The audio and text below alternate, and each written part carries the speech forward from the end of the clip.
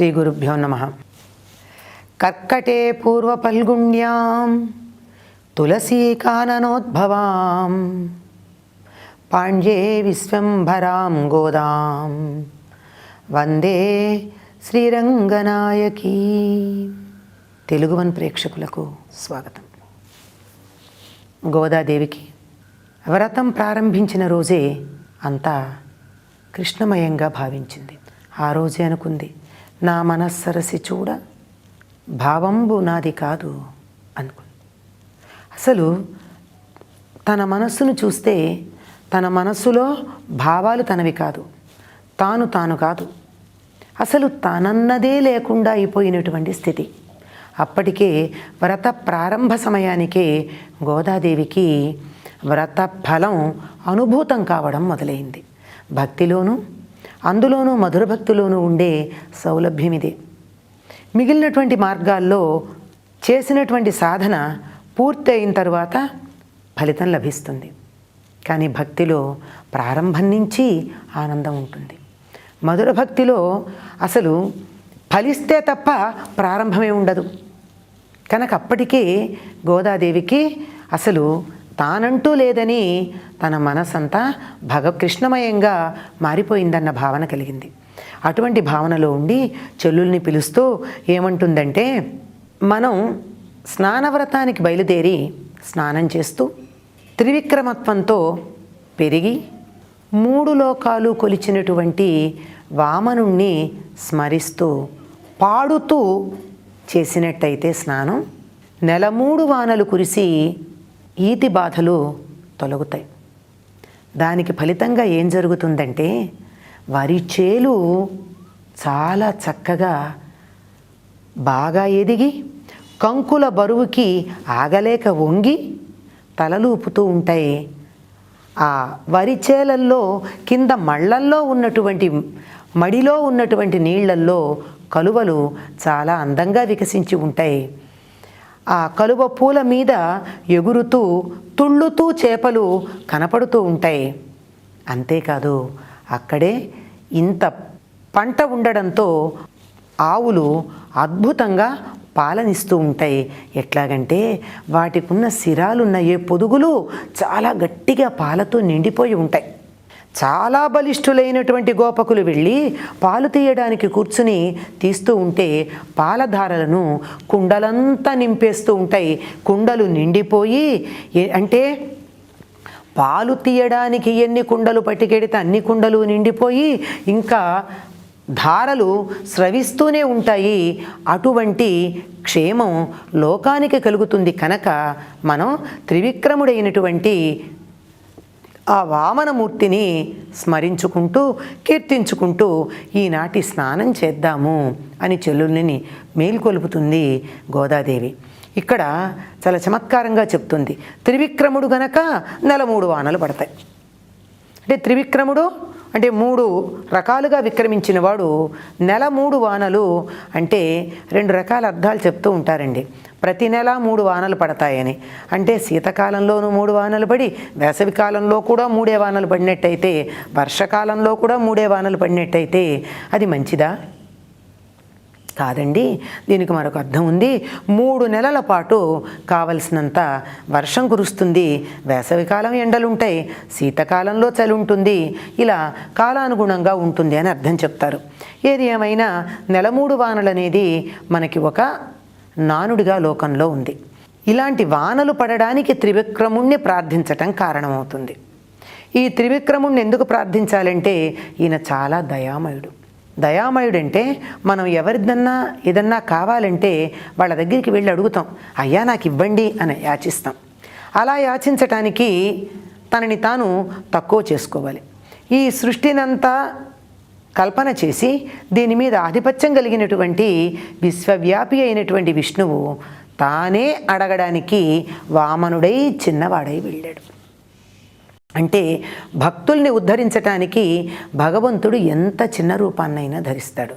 అదేమిటండి, బలిచక్రవర్తిని ఆయన పాతాళానికి వెళ్ళేట్టు అణిచివేశాడు కానీ అనుగ్రహించాడా అని సందేహం రావచ్చు. అనుగ్రహించటానికే వచ్చాడు.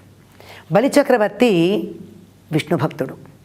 ఎంత విష్ణు భక్తుడైనా ఇంతో అంతో ఆయనలో రాక్షస గుణాలు ఉన్నాయి, సహజ లక్షణాలు ఉంటాయి కదా.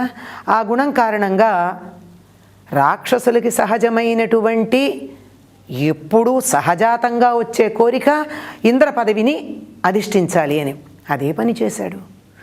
సింహాసనం మీద కూర్చుంటే సరిపోలేదు, ఇంద్రుణ్ణి దేవతల్ని స్వర్గం నుంచి తరిమేసి కష్టపెట్టాడు. తన భక్తుడి లాంటి చెడ్డ పని చేశాడే అన్న బాధ కొద్దీ ఆ ఒక్క చెడ్డ గుణాన్ని పోగొడితే అతడు అద్భుతమైనటువంటి సత్పురుషుడవుతాడు అనే ఉద్దేశంతో వచ్చి అతన్ని 3 అడుగులు అడిగాడు. త్రిపాదం అన్నాడు. పదం అనేటటువంటి పదానికి అడుగు అనే అర్థంతో పాటుగా మాట అనే అర్థం ఉంది. 3 మాటలు అడిగాడు, 3 కోరికలు కోరాడు. ఏమిటవి? అహంకారము, మమకారము, అవిద్య అనే 3 నాకు ఇచ్చేవయ్యా అన్నాడు. భగవంతుణ్ణి అనుగ్రహించమని మనం అడుగుతాం.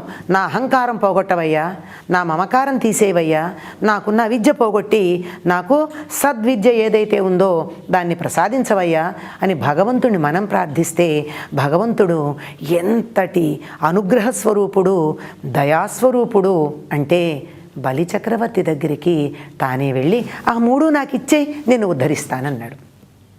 ఈ విధంగా అతడిలో ఉన్న 3 దుర్గుణాలు ఏవైతే ఉన్నాయో వాటిని తాను అడిగి స్వీకరించి అతన్ని పాతాళలోకానికి అధిపతిగా చేశాడు.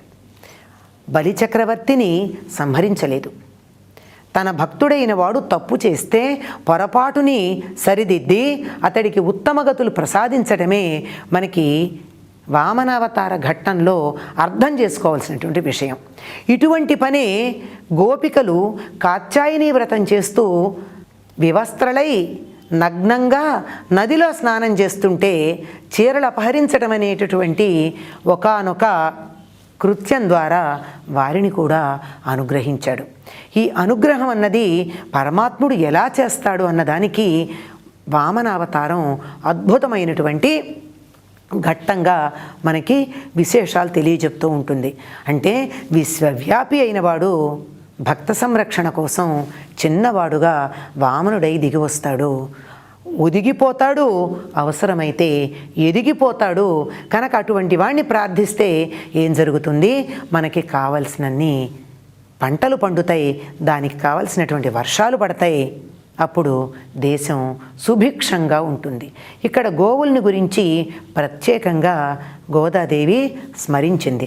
గోవులు పాలని వర్షిస్తాయని చెప్పింది.